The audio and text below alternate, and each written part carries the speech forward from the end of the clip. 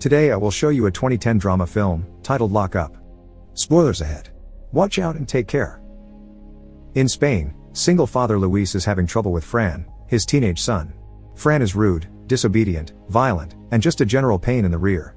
He smokes and drinks a lot, plays hooky, insults his dad, blames him for his mother leaving them when he was a baby, and stays up late on the computer chatting with his friends while making enough noise to keep Luis awake when he needs to rest before going to work.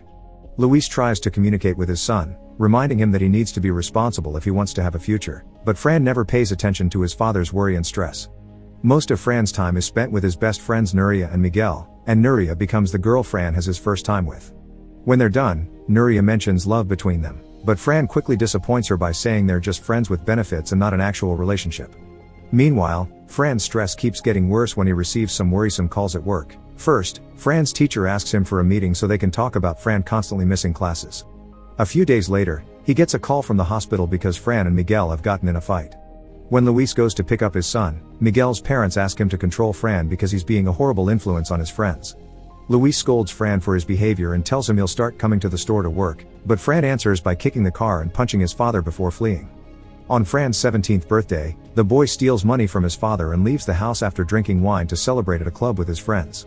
He's having a great time, but the evening puts a bad taste in his mouth when he finds Nuria kissing another guy. Meanwhile, Luis is alone in the house with the cake he had bought for his son. After blowing the candles himself, he decides he's had enough and searches the internet for a solution. This is how he discovers Simca, a correctional center that specializes in rowdy teenagers. Luis watches a bunch of videos where parents share their experiences. They also had sons and daughters that misbehaved and even hit them, but Simca took their little rebels and transformed them into well-mannered, responsible students. Luis only stops watching when he hears Fran come back. The boy is upset and almost goes to his father to talk about it, but in the end, he prefers to go to bed. The next day, Fran goes to a Simca presentation to get a better idea of how they work. The host talks to the public about family values and bad parenting in a boisterous yet charismatic way, almost like a religious pastor, and it's very effective, because the public easily chants back the answers to his questions without hesitation. In the meantime, Fran stays at home and gets a call from Miguel, who tells him they can't hang out anymore because his parents have had enough. Fran insults him for betraying him and hangs up before calling Nuria, but instead of being direct and asking for a friendly ear, he insults her too for having kissed another guy. Nuria reminds him he was the one that didn't want anything serious, so Fran hangs up on her too. Later that day, Luis finally takes his decision, and when night falls, two strangers kidnap Fran. The boy cries out for help, but Luis just tells him it's for his own good. Fran arrives at Simca in the morning and insults Principal Oscar when he approaches him to welcome him. Oscar won't accept this attitude and pushes Fran against the wall, reminding him he will have to be respectful here if he doesn't want to be punished. Then Fran gets new generic clothes and his head shaved before he joins his fellow teenage boys, who welcome him by standing up and chanting a welcome phrase at the same time like soldiers. While watching an instructional video, Fran tries to talk to one of the boys, but this only gets the group to stand up again and repeat the rules about silence and respect. There's something very particular about them. Most of them have a brown mark on the skin under their chins. Afterward, Fran goes through his first day of what will become his daily routine at Simca. The boys spend the morning making clothespins to learn the value of hard work, have lunch at noon, then go back to either more pin making or doing exercise. They also go through regular medical checkups and sessions of video behavior lessons. Meanwhile, Luis finally has time to relax and enjoy peace at home, but he does think about Fran, so he sends him a box full of gifts including a water bottle. When the box arrives at Simca though, Fran is allowed to look at it but not to keep it. Among the activities at Simca, there also are therapy sessions that Fran is obliged to attend. All the boys share how hard things are in their lives, so Fran takes the chance to complain about his father for having sent him to this place, thinking he's the kind of man that pushes people away when he doesn't want to hear them, and that's probably what he did to his mother too. However, after some words from the doctor, Fran admits he does miss his dad. Later in the teacher's lounge, Oscar reminds all the instructors that the free day is coming soon and explains to newcomer Nando what it is about. For one day, all rules are put aside and they allow the teens to have some fun at a small party. This helps them build up their trust in their system. Nando is skeptical but uses the chance to offer some complaints, believing it's unfair for the instructors to eat as badly as the teens do and lamenting the lack of hot water. However, Oscar doesn't pay these complaints any mind. It seems being ignored leaves Nando in a bad mood, because later during dinner, he sees one of the boys eating slowly and freaks out.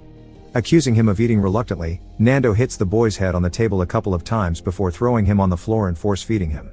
As the rest of the boys begin eating faster, the guy insults Nando, who answers with a punch and pepper spray. The boy ends up in the clinic, hurt but alive, and the incident gets the attention of Simca's owner, who is worried about the scandal this could cause if the parents were to find out. Later Oscar scolds Nando for his actions, but Nando keeps on insisting the teens need a harder hand, so Oscar pushes him onto the table and threatens to hurt him if he doesn't follow Simca's educational system. When night falls, someone enters the boys' bedroom to record them having nightmares. Fran wakes up a few moments later when he hears some noises and sneaks out to see what's going on. After carefully avoiding a guard, Fran makes it to the isolation room, where a boy is tied to a bed and is kept there with a blindfold on his eyes, gauze in his mouth, and headphones playing loud noises in his ears. When Fran removes the gauze, the boy starts screaming, so Fran runs away before he's found. He ends up hiding in a storage room to avoid the guard, but the man finds him anyway, so Fran jumps on him and begins beating him up. Eventually, 2 other guards find him and take him to the punishment room, where Fran finally understands why everyone has that brown mark on his chin. The teens are forced to lay down on the floor with open arms for hours, not even taking breaks to go to the bathroom, so they relieve themselves right where they are. There is always a guard watching them at all times, but at some point in the night, the same mysterious person comes to record their suffering. As if this wasn't punishment enough, when morning comes, they play heavy metal music at a painful volume. By the time the punishment is done and Fran is allowed to return to the daily routine, he also has a brown mark on his chin. Meanwhile, Luis has begun attending a support group formed by other parents that have sent their kids to Simca, hosted by the same psychologist that works with the boys. After Luis shares the trouble he went through with Fran, the doctor asks Ernesto to speak next, who is there with his wife Luz and his daughter Sandra. The girl has recently left the institute after 20 months of confinement and has been behaving perfectly well, but while Ernesto tells the others about his experience, she can't stop shaking her leg and looking a little spacey. She only speaks to ask to go to the bathroom, but Ernesto makes her wait until their turn is over, so Sandra ends up going right there on the chair. When Luz notices this, she takes her daughter away, but the sight leaves quite an impression on Luis. Realizing he misses his son, when he returns home, Luis goes to Fran's bedroom and turns on the computer, crying when he notices that the videos Fran made with his friends were all in good, clean fun and even included a few shots of Luis himself. The next day Fran goes to a Simca presentation to get a better idea of how they work. After seeing the kids joking around while cleaning the windows, Oscar welcomes Luis and lets him know that he can't see Fran because he's been punished for misbehavior. While showing a security camera video of the night Fran beat up the guard without offering context, Oscar points out all the behavioral issues Fran has and why it's so important for him to respect the punishment rules, which includes not seeing his dad for a while. After Luis is gone, Oscar watches over the boys while they go through another educational video and notices them making jokes among them again.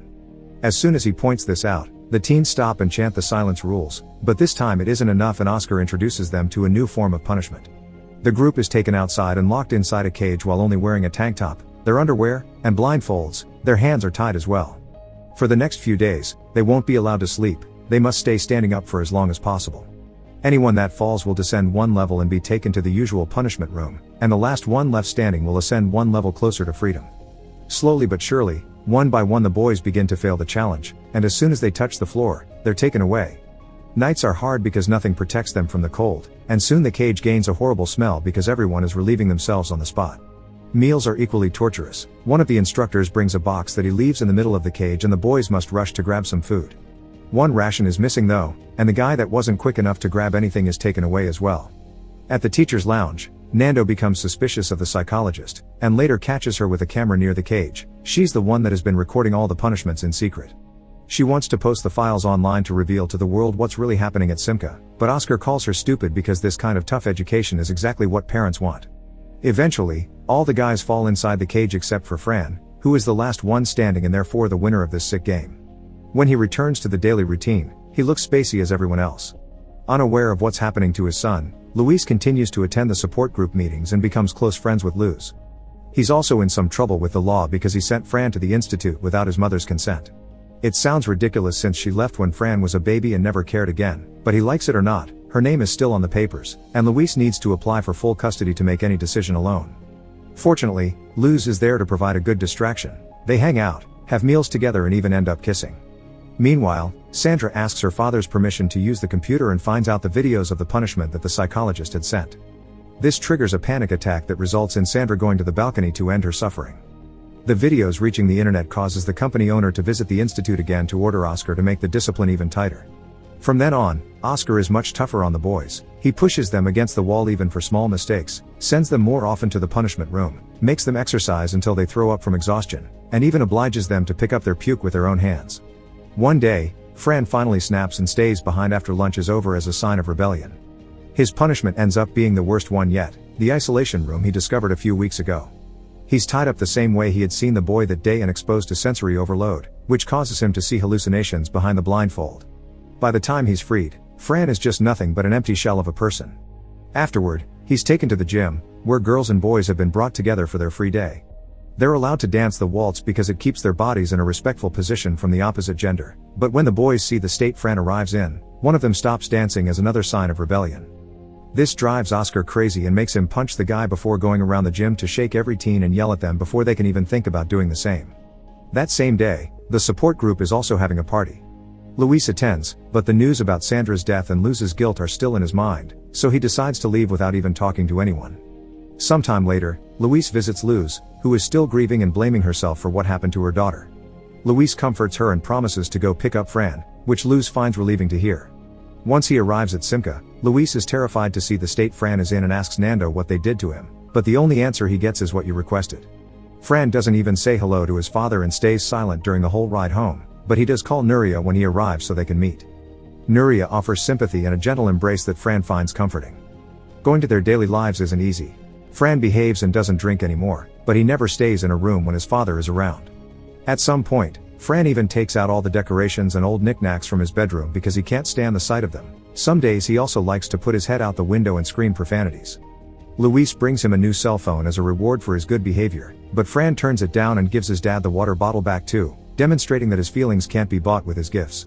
One day, while they're cooking together, Fran finally snaps and yells at his dad for having sent him to Simca. However, Luis quickly interrupts him and explains himself, apologizing for what he did. He admits he made a mistake, but everything he's done has always been for the sake of Fran's well-being. After his wife abandoned him merely because she wanted to enjoy life instead of raising a kid, Luis had to deal with raising Fran on his own. Being a single dad is already a hard task, but Fran's attitude made it even harder. Luis worked hard to give Fran as many opportunities as possible, but Fran kept wasting them, and eventually stress took its toll on Luis. He had thought Simca was an actual solution, but had he known the horrors that happened between those walls, he would have never sent Fran there. Luis is tired of hiding his own suffering, and ends up crying as he tells Fran how much he loves him, making Fran cry as well. Sometime later, Luis goes to see his ex so can finally have the papers that give him full custody of Fran signed, although Fran decides to wait in the car because he doesn't want to meet his mom. Once he has the papers in hand, Luis is too emotional to keep on driving, so he stops the car to take a moment to put himself together under the rain. Feeling bad for his dad, Fran leaves the car and hugs Luis tightly. A few days later, father and son are together enjoying a vacation on the beach as they begin to mend their relationship. Make sure to subscribe and turn on notifications so you can watch more videos like this. Thanks for watching. Welcome back to Movie Recaps.